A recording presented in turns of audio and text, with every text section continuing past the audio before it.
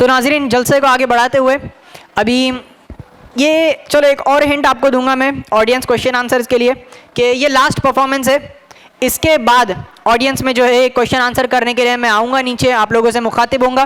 तो थोड़ी देर के लिए आप लोग ज़रा सा इत्मीनान रखिए, एक जो परफॉर्मेंस होने वाला है आप लोग वो देखिए। अंजुमन राबिया के 2 ऑनलाइन स्टूडेंट्स अभी यहाँ पर स्टेज पर आपके सामने आकर इस्लामिक सवाल जवाब एक दूसरे से वो करने वाले हैं। तो आप लोग देखिए, उसे गौर से सुनिए कि क्या सवाल है, उसका क्या जवाब है। तो यमुना और आयशा अंजुमन राबिया के ऑनलाइन स्टूडेंट, स्टेज पर मैं उनको दावत देता हूँ, वो आकर क्वेश्चन आंसर्स इस्लामिक से रिलेटेड आप लोगों के सामने पेश करेंगे। अस्सलामुअलैकुम यमुना, आप कैसे हो? वालेकुम सलाम, अल्हम्दुलिल्लाह हम ठीक है। आज मैं आपसे इस्लामिक क्वेश्चंस पूछूंगी, क्या आप रेडी हो? हाँ मैं तैयार हूँ, पूछिए। तुम कौन हो? हम मुसलमान हैं। तुम्हारा मजहब क्या है? हमारा मजहब इस्लाम है। इस्लाम क्या सिखाता है? इस्लाम सिखाता है कि अल्लाह एक है, वही इबादत के लायक है और हज़रत मोहम्मद सल्लल्लाहु अलैहि वसल्लम अल्लाह के रसूल हैं। इस्लाम के बुनियादी अकायद क्या है? इस्लाम के बुनियादी अकायद 3 हैं, तौहीद, रिसालत, आखिरत। तौहीद का क्या मतलब है? तौहीद का मतलब अल्लाह ताला को एक मानना। रिसालत का क्या मतलब है? रिसालत का मतलब हज़रत मोहम्मद सल्लल्लाहु अलैहि वसल्लम को रसूल मानना। आखिरत का क्या मतलब है? आखिरत का मतलब मरने के बाद जो ज़िंदगी शुरू होती है उसे आखिरत कहते हैं। कुरान क्या सिखाता है? कुरान दुनिया और आखिरत की तमाम भलाई सिखाता है। कुरान कितनी मुद्दत में नाजिल हुआ? कुरान 23 साल में नाजिल हुआ। मशहूर आसमानी किताबें कितनी है? मशहूर आसमानी किताब 4 है, तौरेत, इंजील, ज़बूर, कुरान मजीद। ये किताबें किन किन नबियों पर नाजिल हुई? तौरेत हज़रत मूसा अलैहिस्सलाम, इंजील हज़रत ईसा अलैहिस्सलाम, ज़बूर हज़रत दाऊद अलैहिस्सलाम, कुरान मजीद हज़रत मोहम्मद सल्लल्लाहु अलैहि वसल्लम पर नाजिल हुई। माशाअल्लाह यमुना, अब मैं आपसे एक बड़ा सवाल पूछूंगी, क्या आप रेडी हो? हाँ मैं तैयार हूँ, पूछिए। मशहूर आसमानी फरिश्ते कितने हैं और कौन कौन से हैं और उनका नाम क्या है और उनका काम क्या है? मशहूर फरिश्ते 4 हैं। पहले हज़रत जिब्राइल अलैहिस्सलाम अल्लाह के एक काम को रसूलों तक पहुँचाते थे। नंबर 2 हज़रत मिकाईल अलैहिस्सलाम हवा चलाना, बारिश बरसाना और अल्लाह के हुक्म से मखलूक को रोज़ी पहुँचाना। नंबर 3 हज़रत इस्राईल अलैहिस्सलाम रूह कब्ज़ करेंगे। नंबर 4 हज़रत इसराफिल अलैहिस्सलाम क़यामत के दिन पर सूर फूकेंगे। माशाअल्लाह यमुना, आपको इतनी सारे इस्लामिक नॉलेज कैसे मालूम है? मैं अंजुमन राबिया ऑनलाइन कुरान क्लासेस में पढ़ती हूँ, जिसमें हमारी टीचर्स अच्छी बातें और इस्लामिक नॉलेज सिखाते हैं। So you can also join Anjuman Rabia Quran academic. जज़ाकल्लाहु खैर। अस्सलाम वालेकुम। माशाल्लाह, बहुत खूब, माशाल्लाह। रुकिए बेटा, यहाँ पर 2 मिनट रुकिए, यहाँ पर 2 मिनट। नाज़रीन, अगर आप लोगों को मैं एक मज़े की बात बताऊँ, ये दोनों बच्चियाँ आयशा और यमुना ऑनलाइन तो पढ़ते हैं अंजुमन राबिया में, लेकिन इन्होंने अपने एक दूसरे को आज पहली बार यहाँ पर देखा है। यानी कि ये जो सवाल जवाब इन्होंने किए आपस में, बस ऑनलाइन इसकी प्रैक्टिस होती थी, इन्होंने आपस में एक दूसरे को कभी नहीं देखा था। अल्हम्दुलिल्लाह अंजुमन राबिया के प्लेटफॉर्म से ये दोनों मिले, इन दोनों ने ऑनलाइन ही प्रैक्टिस की और जितने भी बड़े बड़े सवालात हैं उनके जवाब माशाल्लाह इन्होंने लर्न किए। तो ये बेहद मतलब प्राउड की बात है कि इस्लाम की जो छोटी छोटी बच्ची है जो आगे जाकर इस्लाम की शेरनियाँ बनेंगी, इंशाल्लाह शहज़ादी बनेगी। तो जज़ाकल्लाहु खैर, बहुत शुक्रिया आपका इनाया और आयशा और यमुना। नाज़रीन, हमारे गेस्ट की तरफ से इन दोनों छोटी बच्चियों को जो है तोहफ़ा मिल रहा है, माशाल्लाह बहुत बहुत शुक्रिया आपका। ये लीजिए बेटा, लीजिए, आप लीजिए। माशाल्लाह। तो इंतज़ार की घड़ियाँ अभी ख़त्म हो चुकी है। आवाज़ आ रही है मेरी आप लोगों को पीछे तक? क्योंकि मुझे पूरे जलसे में इस राउंड में बहुत ज़्यादा मज़ा आता है जब माँ बाप और पेरेंट्स के चेहरे में करीब से देखता हूँ। तो पंखे चालू होने के बावजूद जब पसीने आते हैं तो वो देखने का मंजर अलग होता है। तो अगर आप लोग रेडी है तो मैं स्टेज के नीचे उतरूं?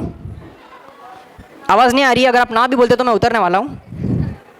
इससे पहले कि जैसे मैंने ऑलरेडी कहा था, ऑलवेज लेडीज़ फर्स्ट। तो लेडीज़ के लिए जो है एक छोटा सा सवाल है आप लोगों के लिए, लेकिन ये जो राउंड हो रहा है सेकेंड राउंड,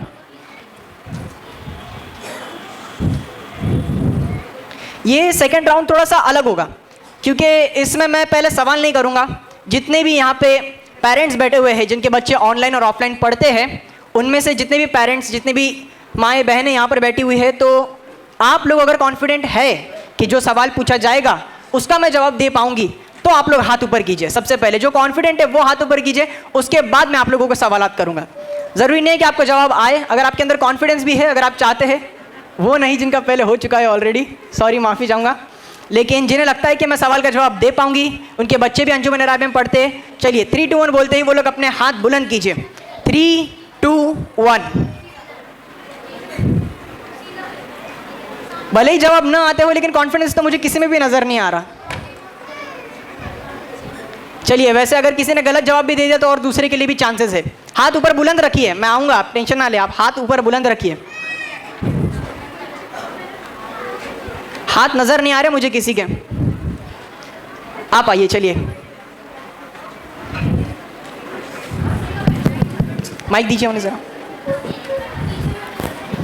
तो अस्सलाम वालेकुम वरहमतुल्लाह। वालेकुम अस्सलाम रहमतुल्लाह। आपके कोई बच्चे अंजुमन राबिया में पढ़ते हैं? हाँ, उमैज़ा अफ़ान। माशाल्लाह, ऑफलाइन ही पढ़ते हैं? हाँ, ऑफलाइन। तो सबसे पहले मुझे बताइए, आपको लगता है कि आप सवाल का जवाब दे पाएंगे? इंशाल्लाह। अच्छे से पूरे कॉन्फिडेंट है आप? इंशाल्लाह। माशाल्लाह। चलिए, तो मेरा सवाल इनसे ये, आप लोग भी ध्यान दीजिए, क्योंकि अगर इन्होंने जवाब आधा अधूरा अगर इन्होंने छोड़ दिया तो हो सकता है आप लोगों के लिए आसान हो उसी सवाल को आगे मुकम्मल करने के लिए। मेरा सवाल सबसे पहले आपसे ये है, पालक का पुलाव कैसे बनाते हैं?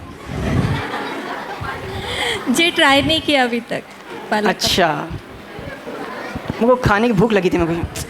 अच्छा चलिए, वो छोड़ दीजिए। फिर आप मुझे ये बताइए कि मेथी के लड्डू कैसे बनते हैं? हाँ, वो पता है। कैसे बनते, मुझे जानना है। बहुत टाइम लगेगा अभी रेसिपी पूरी बताने में। अच्छा ठीक है, चलिए कोई बात नहीं। जोक सपाट, मैं अभी आपको सवाल करता हूँ। बच्चों ने स्टेज के ऊपर माशाल्लाह हदीसेस बयां किए, 10 हदीसेस बच्चों ने एक साथ पढ़े।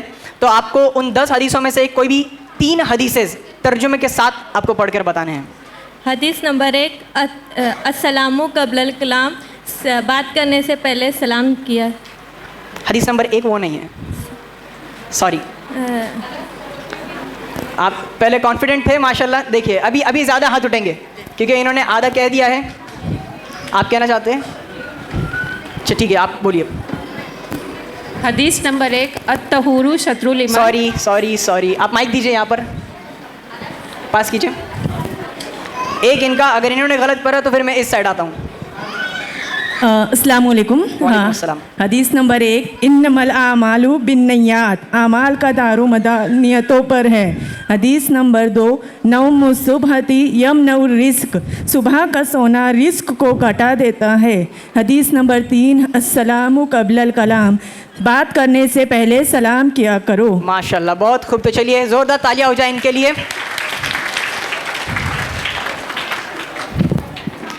इन्होंने जो है सवाल का सही जवाब दिया है माशाल्लाह। आपके बच्चे पढ़ते हैं अंजुमन राबिया में ऑनलाइन? माशाल्लाह। इनको हमारी तरफ से, अंजुमन राबिया की तरफ से एक तोहफ़ा। माशाल्लाह, ज़ोरदार तालियां हो जाए। जज़ाकल्लाह खैर। अभी हमारे मर्द हज़रात माशाल्लाह नमाज़ें भी अदा हो गई, अल्लाह की रहमत होगी साथ में बेशक। तो आप लोगों के जो सवाल हैं मेरे पास लिखे हुए हैं।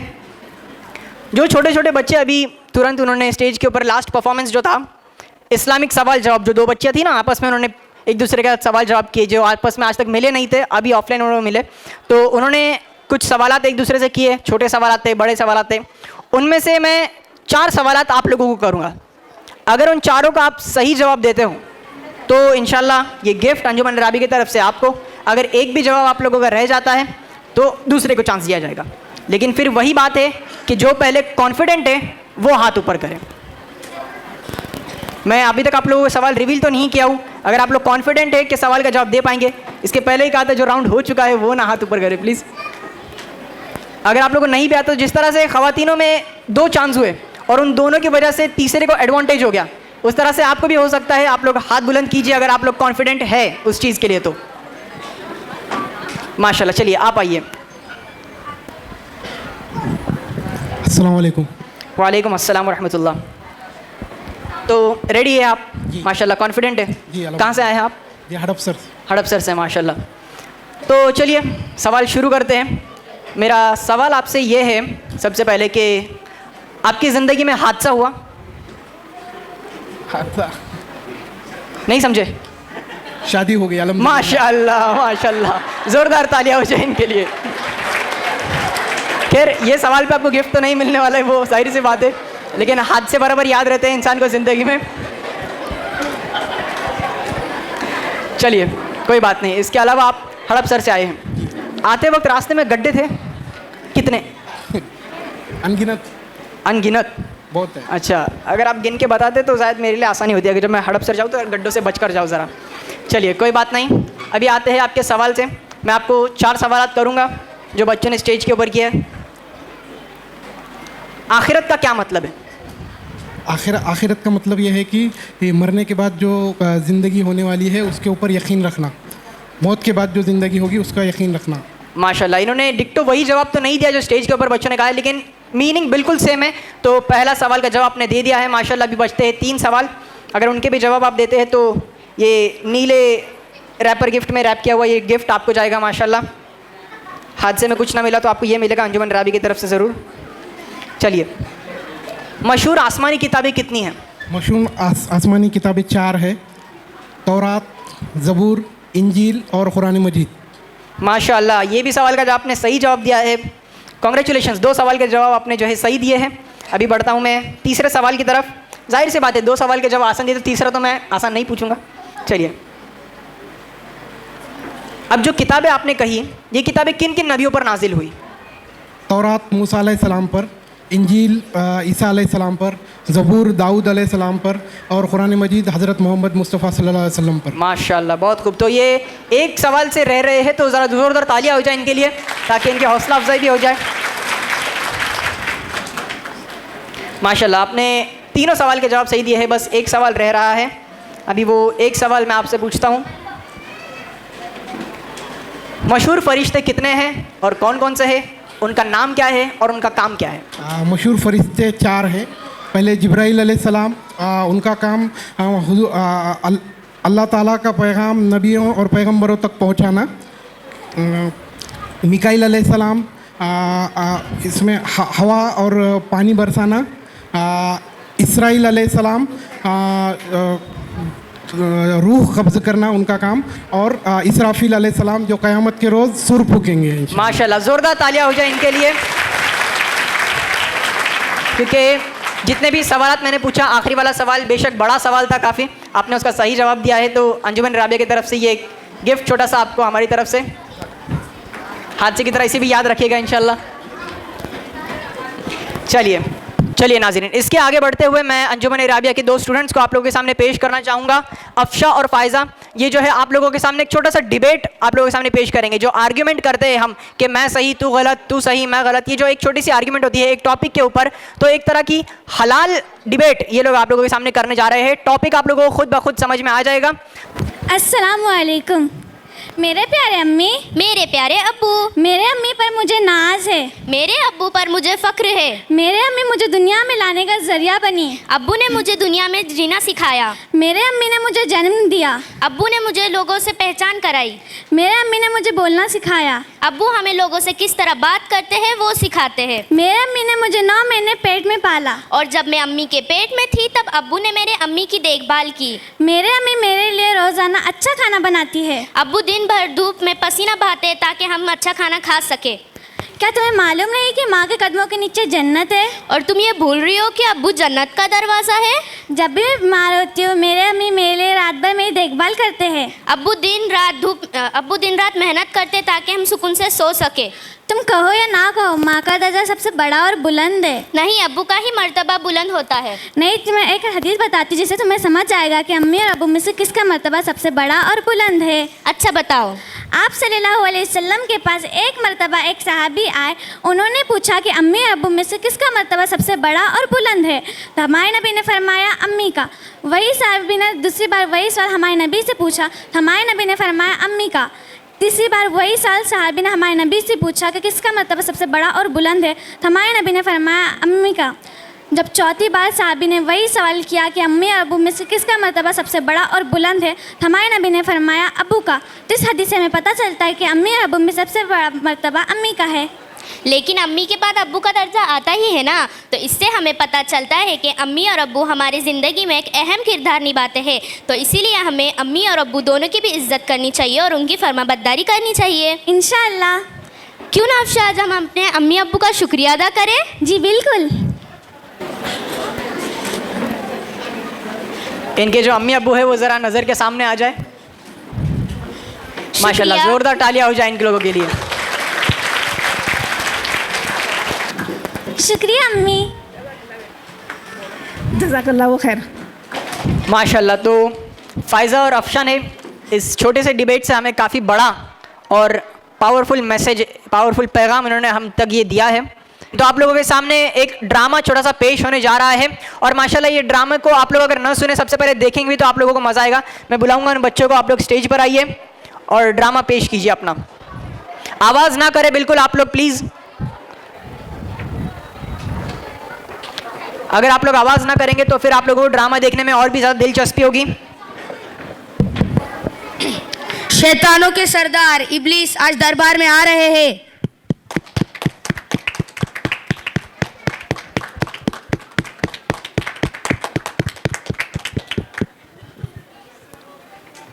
तो कैसे हो मेरे शैतान साथियों? अच्छे आका। आज जो अच्छी खबर सुनाएगा उसे इनाम दिया जाएगा। जी आका। तो बताओ शैतान नंबर 1, तुमने आज क्या काम किया? आका, आज मैंने एक लड़की को गाली देना सिखाया। बस इतना ही? और मैंने उसको माँ बाप से बदतमीजी से बात करना सिखाया। तुमने कुछ अच्छा काम नहीं किया, कुछ बड़े बड़े काम करो। जी आका। शैतान नंबर 2, तुम बताओ तुमने आज क्या काम किया? आका, आज मैंने दो भाइयों के बीच में झगड़े लगाए। बस इतना ही? और उनके बीच में बहुत मारपीट भी लगाई। तुमने भी कुछ अच्छा काम नहीं किया, कुछ बड़े बड़े काम करो। जी आका। शैतान नंबर 3, तुम बताओ तुमने आज क्या काम किया? आज मैंने एक बच्चे को ईशा की और फजर की नमाज पढ़ने से रोका। उसे पूरी 5 वक्त की नमाज पढ़ने से रोको और कुछ बड़े काम करो। जी आका। शैतान नंबर 4, तुम बताओ तुमने आज क्या काम किया? आका, आज मैंने एक बच्चे को झूठ बोलना सिखाया।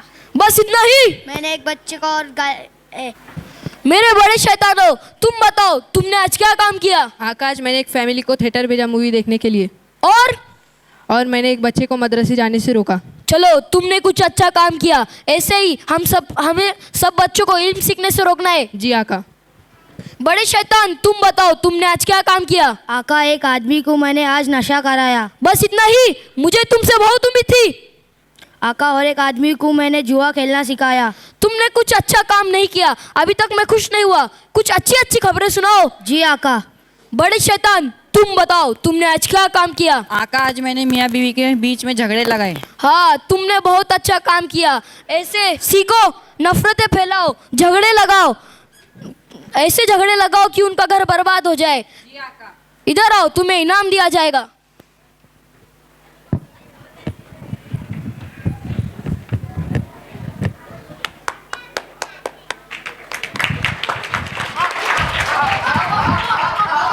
अरे अभी ये शैतानों की टोली को भगाने के लिए क्या करना पड़ेगा? चलो पढ़ो जोर से। अरे